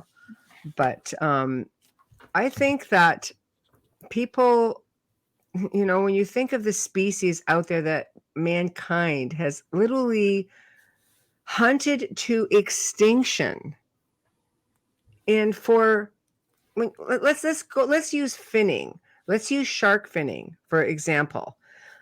Why would you? Oh, wait, back and back. Okay, we'll try this again. Okay, Not working. it's not working. No, We can hear you. Yeah, we can hear you. Okay, I'm going to try to communicate via email. Okay, I'm just going to go on Messenger for 1 second. Okay, hold on 1 minute. And I'm going to go right here. Okay, there we go. I can hear you. Hopefully he'll see it. Okay.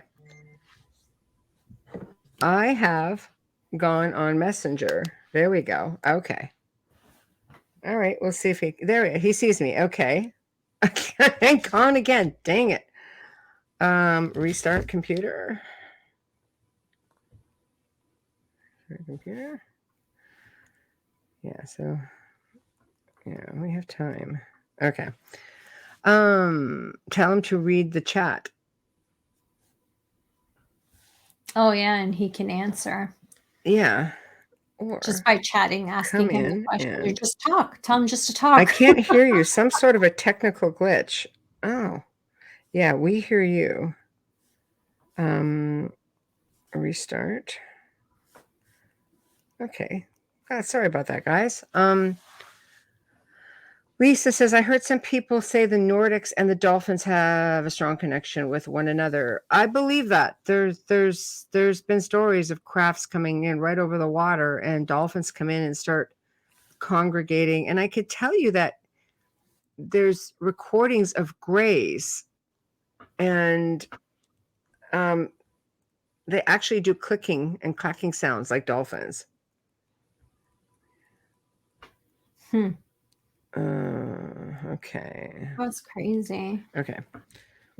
All right. I think Adriana said needs to restart and possibly clear cache on browser. Yeah. Actually, it works best on Chrome, believe it or not. It's just been really temperamental. This whole week. Yeah. It's been an entire week. Okay. He's doing a restart. So we'll let him do that. Bring him back in.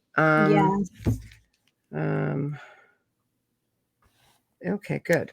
So this is perfect. Yeah.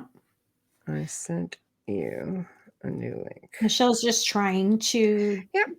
Okay. Yeah, he sees this. He's going to do a restart, and we'll go from there too with the fresh link and go from there.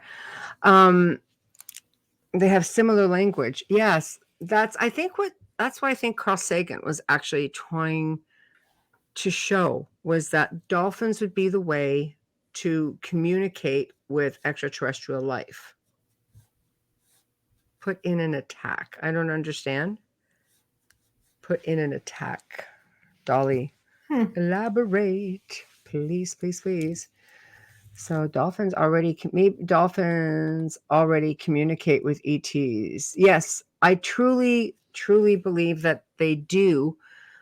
I mean, the order of the dolphin, I think, was primarily, according to research that I have read, a way for them to find a way to figure out if they would be the key to communicating with ET, I guess, on our behalf, trying to understand the language. Like I said, I've heard recordings, I own some, where you have that in the background, and it's fascinating to hear. Because I remember hearing it for the first time, and I'm like, what is this sound? Why does this sound familiar? Oh, please tell me you can hear us. Can you hear us? Hey, it's all broken up. Can you hear me? Yes. We can hear you clearly. Yes. Oh, Okay. it's not very reception though. I don't know why. I don't know. It's bizarre tonight. This whole Amelia was going through that earlier. I don't know. Oh, So yeah. we're gonna just let you do as much of the talking as possible. You know, we can go till even quarter after just to make up for time is fine. So go ahead and just tell us everything. So He can't hear us. you can't hear us? You lost us? Oh, Yeah. dang it. This is just not our night. No, you might have to bring them back. Oh, we're definitely going to have to do that. That's a big void when you're listening. Yeah. Watching is one thing because you guys can laugh at us from your homes, but oh, I know. listening to an archive is another story. Okay. Oh, putting in a cyber attack. Okay, I understand. And our own psychic ability will work. It makes you wonder, do you think dolphins are telepathic? Well, if they can communicate from far distances, isn't that just vibration and echo in the water? Well, I would think so. But I know, Dolly. It's how I feel. I feel the same way. Yeah, absolutely.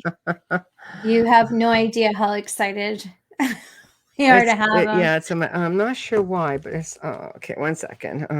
Yeah, I'll read Justin's comment. Justin says Gregory Benford's 1980 novel Timescape contains a wonderful portrait of a scientist modeled after Carl Sagan. The novel is far ahead of its time, very much describing the climate situation of today. Isn't it crazy? Yeah. It is. Okay.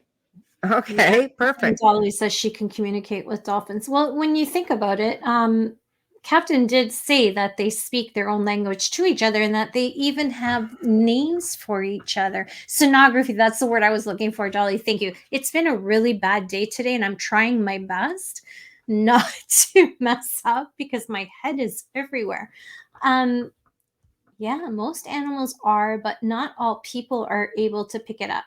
I believe so because they do understand us. And, you know, I was happy to see that video of the blue whales that came online. What was it, a few weeks ago, or was it longer than that? Time just escapes me.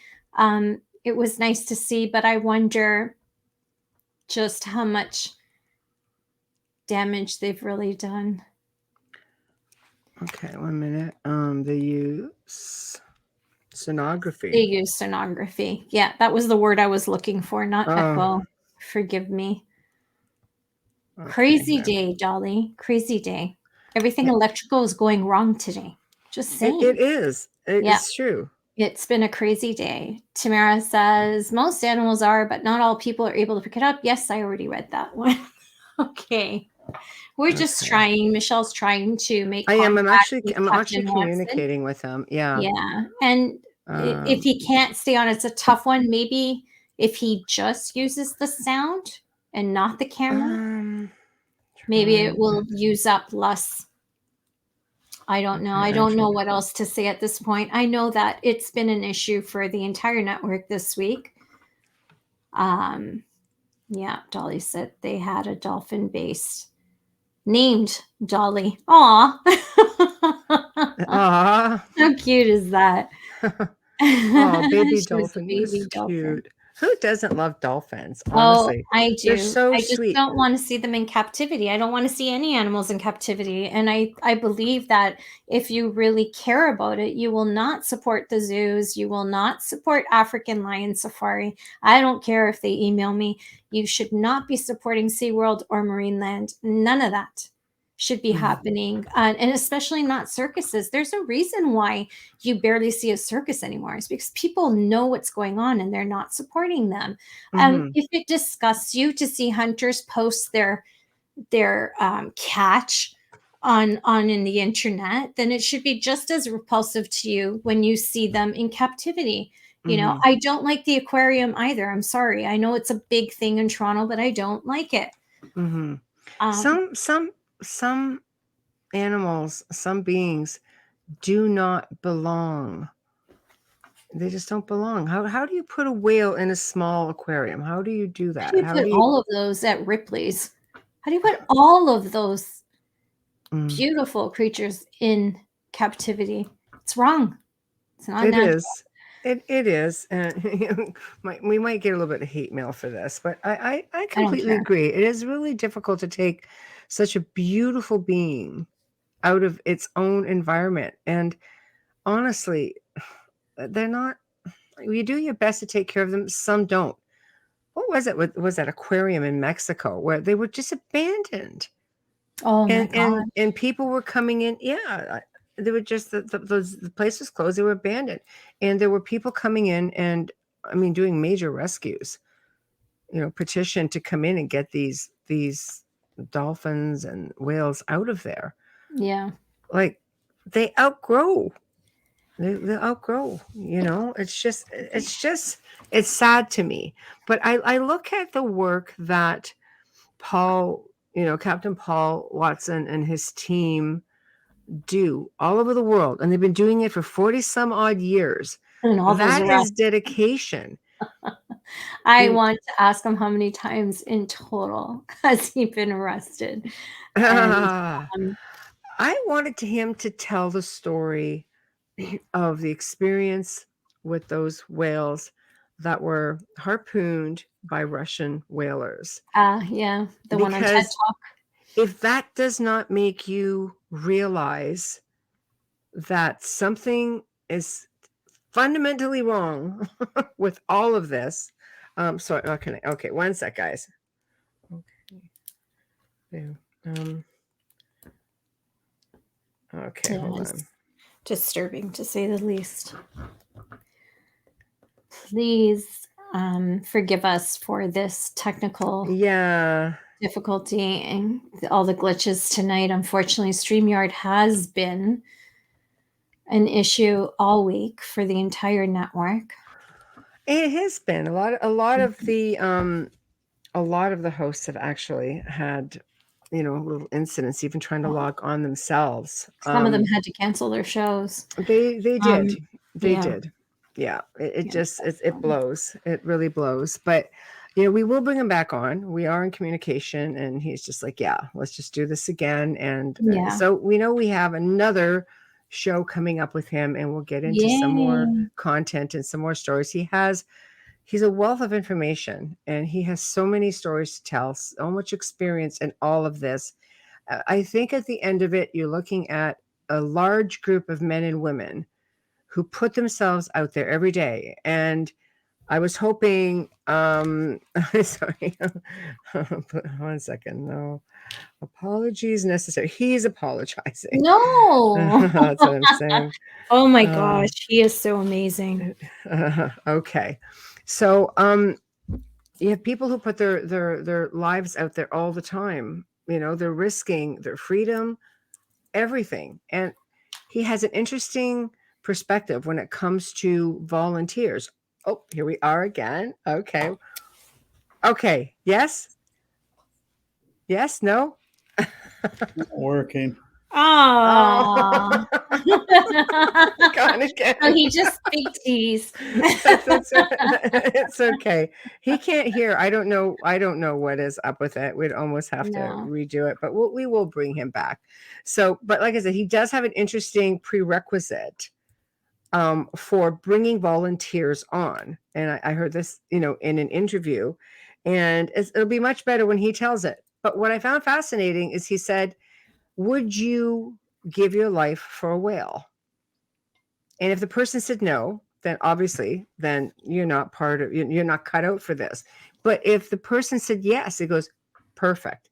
Because people go out and sacrifice their lives for so much less, for things, Mm-hmm. for things. And yes, they are all vegans on his Yeah. team. I know that was a question that I had seen in a chat room that he was doing a show, and I couldn't believe that was even us. But anyways, it doesn't mean everybody has to be, but it means that if you are on that ship and you're helping them, I mean, I believe that it really needs to be a part of your life to truly understand this journey. I'm still learning a lot about vegans and the lifestyle. I'm still doing the research on it. Yeah. It's definitely, you either understand it or you don't. You either have the compassion or you don't. And I have the compassion. It's just learning how to do it right. Empathy. Jolly said we all deserve, yes, to live our natural existence and our environmental riches. I agree. Yeah. I but completely agree with that. You have to tell that to all the leaders of the world. That's just it. How do you do that? I mean, like I said, what I was going to say before, things got a bit crazy is finning. When they cut the fins off the sharks, okay, for soup. I can't. Oh Are my you people God. aware that they cut the fins and the animal drowns? They toss the shark back in with no fins. So what happens to the poor shark is that it just sinks to the bottom of the ocean and dies a slow, painful death. Do you understand? Like All this, to make soup. This is, yeah. They can't even do it humanely. Like it's bad enough you're doing it, but you can't do it humanely.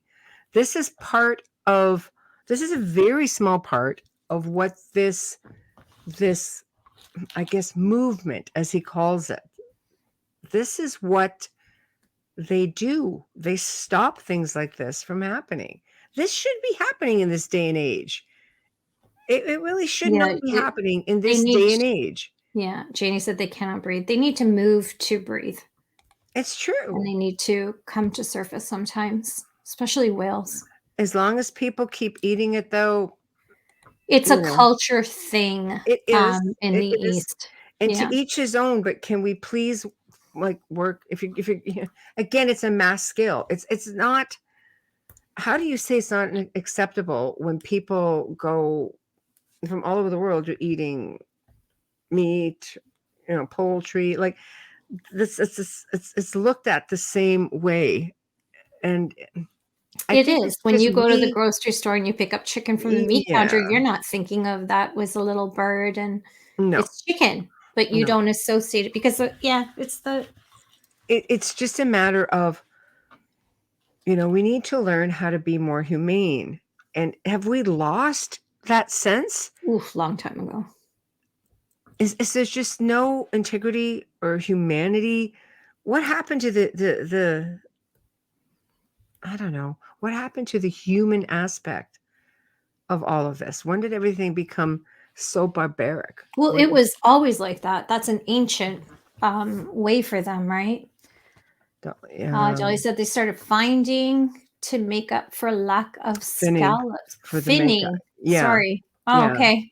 Yeah. To make up for lack of scallops. They've been finning sharks for ages. It's in their culture. It goes back a long time. Yeah. Scallops are mostly farmed with polluted point of death. Any way you look at it, I think that in order to evolve, I think we need to start looking at all sentient beings as just that, sentient beings. There are people out there who don't look at they call them fish or animals, that they're not sentient beings. There are countries in the world that finally recently said, no, legally now we look at dogs as being sentient beings. Why do we have to go to court and make that a law? Exactly. Do you know, there's like, a country that actually eats them. We know. we know that too. So it's You hard know, to understand that when they're your pets, right? but that's So any way you look at it. These perspective, are yeah. sentient beings. Why does there have to be a debate as to whether they are or whether they're not? I'm sorry, you look into the eye of an animal. I mean, especially like I've posted, I think, a video a while back on my timeline on Facebook, and it's basically the camera zooming in on the eye of a whale, and a whale that just gently comes up, you know, Yep. next to a swimmer or a boat, and you look into the eye of that whale. I'm sorry, you have to just be immune of feelings to not Well, have you an can see understanding their of that. soul.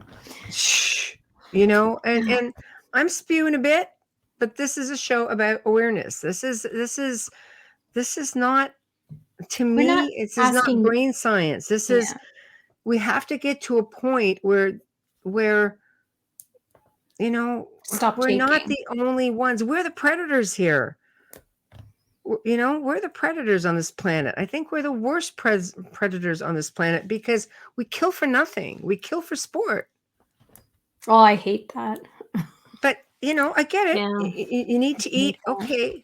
You know, but No, those are trophies when they kill like that. Those are trophies. They're not eating lions. They're I not know. eating elephants and cheetahs and jaguars. And come on.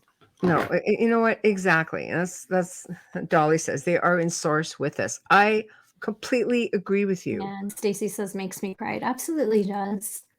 The one thing that left me, and again, you know, it would sound so much better coming from him, but you know, he's got a new documentary coming out as well, and it's like he says, if the oceans die, we die. Let that ring. Let that ring through, because that is true. Yeah, Our ecosystem sustains us. Search on YouTube. You can watch the Sharkwater trailer, and his TED Talks are there, as well as some interviews. And some he does a lot of speaking at different universities, and some of those video clips are on YouTube as well. Just search Captain Paul Watson, and you'll see them all come up, and you'll be able to see the trailer and how you'll be able to watch the film. Yeah. Yeah. Exactly. I mean, I think it's on the Outer Realm. I think I put a clip on there. Yeah, there's a few. Yeah. But if you go on YouTube, you can see all of them. There's so many. Yeah. You know, guys, check it out. And, you know, we appreciate you all being in the chat room tonight. It was really fully loaded. A lot of people were listening in tonight. I apologize.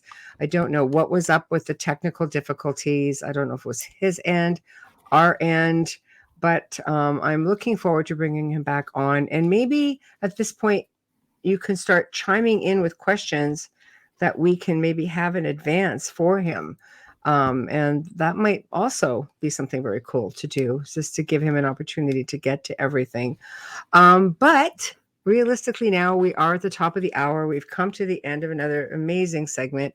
It ended off like a boo, because, you know, I just had so much more to talk about. But a big thank you to Captain Paul Watson. You are amazing. I can't say thank you enough to what you basically have spent the last 40 some odd years doing, all of your volunteers, all of your dedication.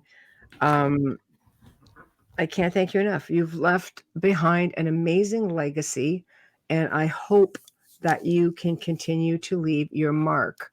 And I hope that I won't say I hope, I know that there are many species out there thanking you along with us all, and an ecosystem that will ultimately thrive because of you. So thank you. Also, big thank you to Folgers Coffee. We love big time. Dr. Snick, Justin Sticker, thank you also for your sponsorship. Please remember to head over to the UFO Paranormal Radio Network, subscribe, and please become a member so you get some other really cool content. That would be like outstanding. You're going to see a lot of great stuff. A lot of the hosts are working on exclusive stuff just for members. So go check them all out. And while you're at it, don't forget about us on Facebook. Yeah, go ahead, subscribe, show us some love. There's lots of stuff that goes on that page on a regular basis. Amelia is really creative with it, so check it out. Why am I the big screen? I don't know. Joe's messing around. Knock it off. Anyway, if you wish to contact us, please do so at the Outer Realm Contact at gmail.com. Again, the Outer Realm Contact at gmail.com. Tomorrow night, we welcome for the very first time M.G. Stevens, author of the Boogeyman Chronicles, and she's going to be discussing unexplained phenomena of various types. So until then, you all behave, and we will see you guys tomorrow night. Thank you.